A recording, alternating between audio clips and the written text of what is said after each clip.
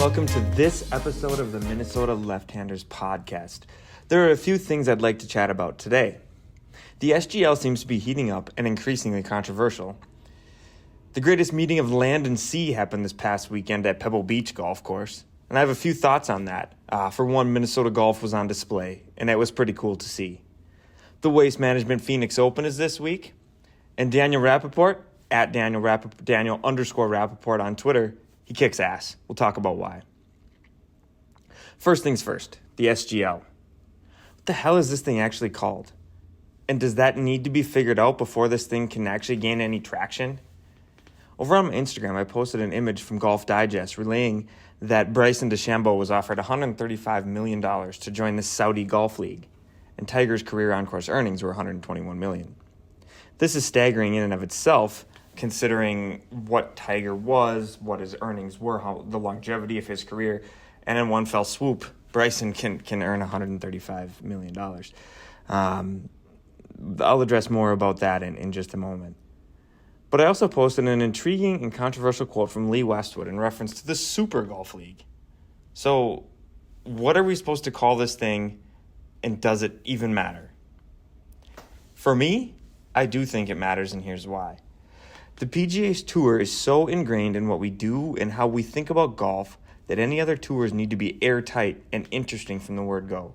There can be no confusion about what that tour is, and it needs to be easily explained, especially since it's new, how it could pull some of these guys away, what that would mean for official world golf rankings, what that would mean for the events they played, how that would all marry to create, an understanding of who's the best player. So far, we're not there. From its title to Live Golf Investments' role, this thing it's not clear. It's just not there yet. Greg Norman has a long way to go, but he does seem to be garnering some big names. Lee Westwood, like I said, he actually signed an NDA, a non-disclosure agreement with Saudi Golf, and here's that quote now. So a reporter asked, "What do you think of the proposed format of the Super League, the team aspect of it? It's a little bit different from the 72-hole stroke play norm." And his reply was, "I don't know whether I want to answer questions on that. I've signed an NDA." I think golf has got to move with the times and become more heat of the moment, volatile, and impactful right from the word go. Certainly, if you do it like the team aspect, there's more action happening in different places. Later he said, "When I'm at home, I watch a lot of sport, but not a lot of that sport is golf, because it seems to me that it's just 72-hole stroke play week in and week out, and when I'm playing it, I've had enough of it by then. The weeks and days that I would watch, I would turn on the Ryder Cup if I wasn't in it. I would turn on for the match play. I think the first day at the Dell match play, when you've got 32 matches going on, is one of the most exciting viewing days all year really." Now, the other event that I brought up was the Bryson DeChambeau one. There are many reports that this happened, but Bryson did respond in the comments to a Breezy Golf on Instagram, at Breezy Golf post, that they claimed that he was offered this money, and he simply said, "Wrong," just a comment. This could mean very little, or it could be a diversion, or it could mean a lot. Social media is a fickle business, and we don't know exactly where he lands on this or what to think about that, because he could be playing us too. We'll see. The concern, however, big picture here, is that this money is out there, the $135 million. And what will that mean for the tour, for pro golf at large? Will it dilute talent? Will it make it stronger? We don't know. But consider the most talented amateurs. The traditional path has been something like Q School or the Korn Ferry Tour, and then battling it out on the PGA Tour to make a name for yourself and a living. But if I'm some 22-year-old amateur with name recognition, at that level, and a lot of potential, and the SGL wants to guarantee me buttloads of cash, the temptation is there to take it. I don't have to worry about that aspect of this at all. After some time, and if some of these choices by amateurs and or pros, if they're willing to make that change, the PGA Tour will be a shell of its former self. But this brings me back to the $1 million question. Do we care? Does the tour deserve some sort of monopoly just because of tradition and longevity? Do they deserve a monopoly on golf and golfers? I'm going to go on the record and say no. The competition is stale, and every attempt to keep the players or garner interest, I'm thinking PIP here, the Player Impact Program, is just weak. Heck, I think this past week at Pebble Beach, the tour shut down Monday Q Info at a case of the Golf One on Twitter, who is doing more for the game than just about anybody because they want to keep their content in-house. I know that they're doing their Netflix thing, and maybe they want to try to keep some of that stuff for itself. But seriously, between Monday Q Info and the various podcasts, which I've talked about in previous episodes, that's where the interest is here. I don't turn on the Golf Channel much. I get all my golf information from No Laying Up, from Subpar, from Shotgun Start, from Monday Q Info. These are where they're telling the stories. They're doing the interesting stuff. Shutting that down is not doing anything to help the game of golf. The PGA Tour, their methods aren't working. And maybe a little competition from other leagues would be a good thing. I mean, quite seriously, how does Max Homa, Joel Damon, Harry Higgs, how do these guys not get more run in the PIP? Phil, I mean, the guy's fun, and he's done some entertaining things on social media, some videos with some short game work, some, pre-tournament funny stuff that he's done. But he won one tournament last year. Granted, it was a big one. It was a PGA Championship. But the rest of his finishes were just weak. I mean, he did not have a great season. He struck lightning in a bottle for sure, and it's going to keep him around, and I get that, and whatever. But honestly, I don't think what he did is enough to garner a first-place finish in the PIP. I mean, the metrics and the algorithms say that it is, but I'm not on board with how that's working.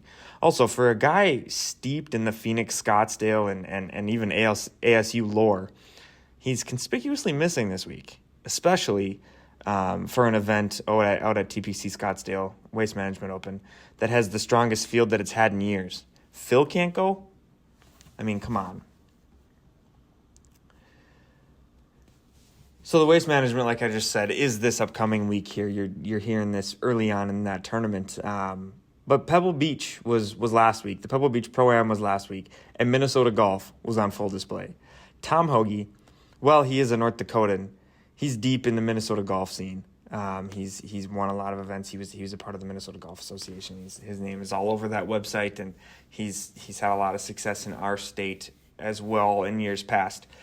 Troy Merritt, also one of us, grew up in Spring Lake Park. Went to Winona State for a while, left to go to Boise, and to be honest, I don't know where he makes his home now, but spent most of his formative years here in Minnesota, and so it's great to see guys like that making a name for themselves. He's got a few wins around, I think 3, 4, 5, and it's great to see him on leaderboards whenever possible. For Hoagie, it's his first win, and it was a long time coming. He's a good player who's been on the first page of many leaderboards, and this win is well-deserved. So again, this week, the Waste Management Phoenix Open, where you got the 16th hole, the par 3 that looks more like Happy Gilmore than it does your traditional PGA Tour event. It's essentially the biggest party on tour. The field is the strongest it's been in years, and lots of Phoenix guys are in the field. I'm more excited for it, honestly, than I am for the Super Bowl. Check my Twitter and my Instagram for updates throughout the weekend. I'm pulling for one of those guys, whether it's Joel or Max. I don't know, but I'm pulling for a Phoenix guy to win this one. Lastly, I introduced at the beginning of this episode Daniel Rappaport. He seems like a fresh face in the golf writing scene. I guess maybe I missed him, but I don't know. I just found him, but I've started following him on Twitter, and I found this article, and honestly, I'm so glad I did. It's about Morgan Hoffman, a guy who's 32. He was about to be a big name on tour, and then he got muscular dystrophy. This is the best piece of writing that I've read in a very long time, golf or otherwise, and it's just awesome. I'll provide the link at the end. I'm going to read a couple snippets here. But it's definitely something that you should go read as soon as you can. What happened? Quick recap here. Morgan Hoffman He came out of OSU. He played on Ricky Fowler's team, So, he's a good player. The school kicks out a lot of pros. But he ended up with muscular dystrophy, and he was unable to compete at the level, obviously, that he wanted as his muscles deteriorated. And he had to step away from the game. He went to Costa Rica in search of alternative medicine. Western medicine just was at a loss, essentially. He went all over the country looking for treatments, and they couldn't help him. So he ended up dropping the game, sort of. Rappaport gets into that, and in search of finding a way to figure this out. Rappaport went down and stayed with him and wrote about that experience. Here's a snippet that I think exemplifies that writing style and that storytelling that I appreciate so much. It begins with Chelsea. Chelsea is Morgan Hoffman's wife. Chelsea's not feeling well, so Hoffman grabs a machete, chops down a coconut from a tree in the entryway, hacks it open, and heads upstairs to deliver the sweet water. He comes back with the goods, a jar of cocoa leaves that I help myself to. I grab a pinch, put it under my bottom lip. Old habits die hard, and after 2 minutes, I'm buzzing. I'm eager to head to the site where Hoffman hopes to build the centerpiece of his foundation, a wellness retreat for anyone on a healing journey. He beams as he lays out his vision from the driver's seat of his Land Rover Defender, which dutifully navigates each bump on the 35-mile climb. The beastly SUV is splattered with dirt, its lower half resembling a monochromatic Pollock. The windows are open, sun shining, 80 degrees, and Bob Marley is on the speakers. Life is good. I could heal here. He goes on to write, as the story moves on to more of a golf focus. Morgan's ramping up his physical regimen because he has 3 starts left on a medical exemption, which the PGA Tour graciously extended, but must be used in 2022. He's technically not allowed to receive additional time for the same injury, the first with the atrophy in his chest, but the tour agreed to treat the atrophy in his quad as a separate issue. As we head from the house toward a trail that leads to a waterfall, golf finally comes up. He has started practicing again, though it's far from a prime Tiger-level schedule. The nearest practice range and golf course, Hacienda Pinella Golf Club, is roughly 90 minutes away. He has made the trek a few times, but not often enough to justify the $400 monthly membership. He's content to pay $60 a round, bring what must be the only TrackMan in Costa Rica onto the course, and practice by himself. He says he has picked up a significant swing speed and distance since his slowest and shortest. There are no witnesses, though. Whereas he once practiced with Thomas, Daniel Berger, and Ricky Fowler, it's now a solitary pursuit. We start talking about speed numbers, spin rates, and stingers. His eyes light up. I haven't talked about golf like that in so long. It's weird. It was never that I didn't have the skills, Hoffman continues. It was all mental. I was just very hard on myself, a perfectionist.